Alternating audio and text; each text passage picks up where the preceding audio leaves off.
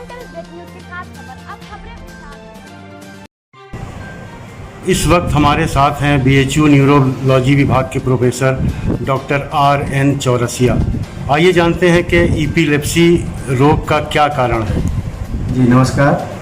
जैसा कि हम सब जानते हैं, एपिलेप्सी को हिंदी में मिर्गी के रूप में हम लोग जानते हैं। और ये मिर्गी एक ऐसी बीमारी है जिसको हम बहुत आसानी से पहचान सकते हैं।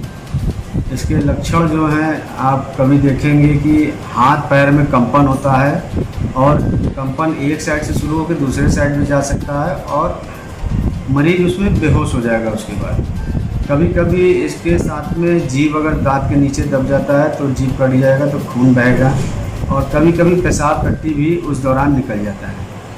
ये तो मुख्यतः जो बहुत आम तरीके से पहचाना जा सकता है। इसमें कई प्रकार के और लक्षण होते हैं मिर्गी में, जो कि जब आप पढ़ेंगे तभी जान पाएंगे। तो जैसे कभी कभी आदमी होता है बहुत एकदम एकटक देखता रहता है थोड़ी देर के लिए, कुछ सेकेंड्स के लिए, और आप उसको आवाज़ देते हो, उस समय बुलाते हैं तो वो आपका जवाब नहीं देता। तो ये एक प्रकार का झटका होता है।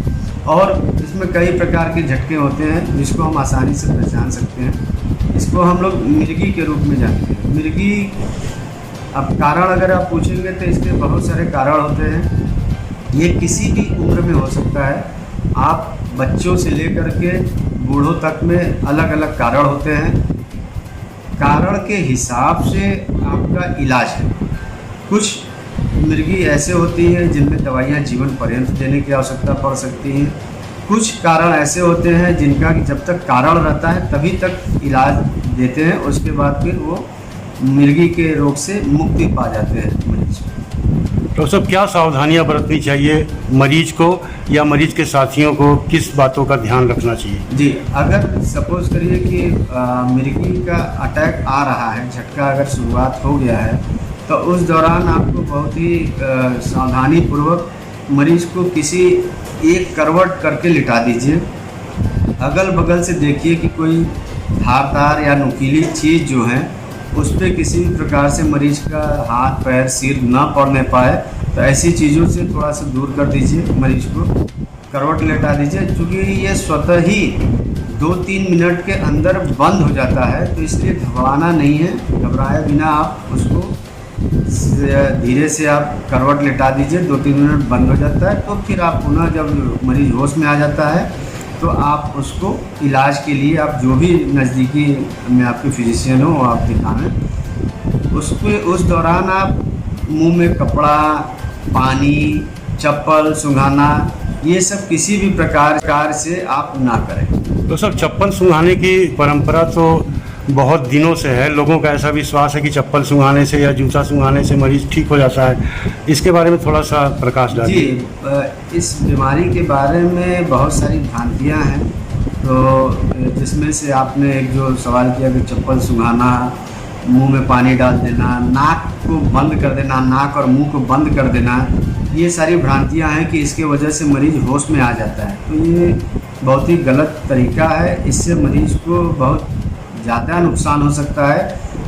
इसलिए मेरी आप लोग से अपील है कि इस तरीके का अगर कोई मरीज़ दिखता है तो ये सारी हरकतें आप लोग ना करें। डॉक्टर साहब, अगर शुरुआती दौर में पता चल जाए कि किसी को मिर्गी है तो उसका इलाज अमूमन कितने दिन तक चलता है? जी बिल्कुल, बहुत अच्छा सवाल किया आपने। जैसा कि हम बता रहे हैं आपको कि जो मिर्गी का कारण बहुत सारे हो सकते हैं। वो आपका इन्फेक्शन से भी हो सकता है। इन्फेक्शन में जैसे मेनिंजाइटिस होता है, इंकेफेलाइटिस होता है, मेनिंगोइंकेफेलाइटिस होता है, या फिर कभी टीबी का गांठ बन जाता है, या फिर एक सिस्टिक सर्कोसिस हम लोग के यहाँ बहुत कॉमन बीमारी है, जिसमें कि आप सिस्टिक सर्कस जो एक टेपवर्म है उसका लार्वा जो है वो पेट से होते हुए ब्रेन को चला जाता है, तो वहाँ पे वो झटका उत्पन्न कर सकता है। ये इन्फेक्शन के कारण होते हैं। तो इन्फेक्शन में अगर देखेंगे कि इन्फेक्शन अगर आप ठीक कर दे रहे हैं तो उसमें कुछ महीनों और दवाई चलाने के बाद आप दवाइयाँ बंद कर सकते हैं।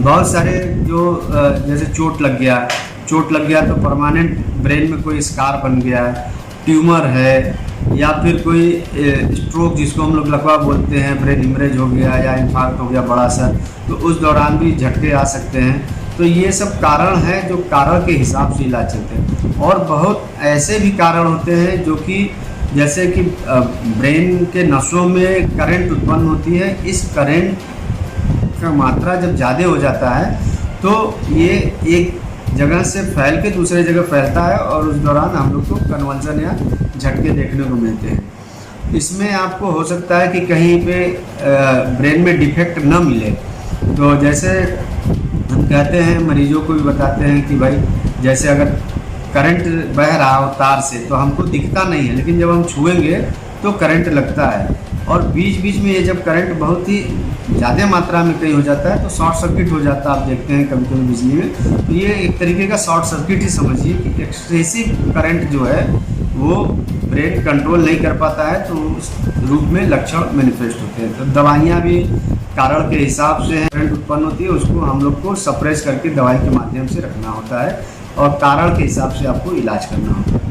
कुछ लोगों में दवाइयाँ काफ़ी समय तक चलती हैं, 4 साल 5 साल। जी, जब कभी कभी जीवन पर्यंत भी खाने पड़ सकते हैं, क्योंकि वो डिपेंड करता है कि आपका जो मिर्गी है उसका कारण क्या है। कुछ में 6 महीने में ही बंद हो जाती है, कुछ में जीवन पर्यंत चलता है। तो ये कारण के ऊपर निर्धारित है कि आपको दवाई कब तक लेना है, जब बताएं। क्लाउन टाइम से बात करने के लिए धन्यवाद। नमस्कार।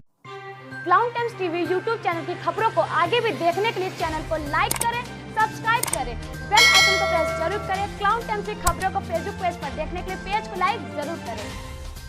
Clown times TV YouTube channel की खबरों को आगे भी देखने के लिए चैनल को लाइक करें, सब्सक्राइब करें, घंटी को जरूर दबाएं। क्लाउन टाइम्स की खबरों को फेसबुक पेज पर देखने के लिए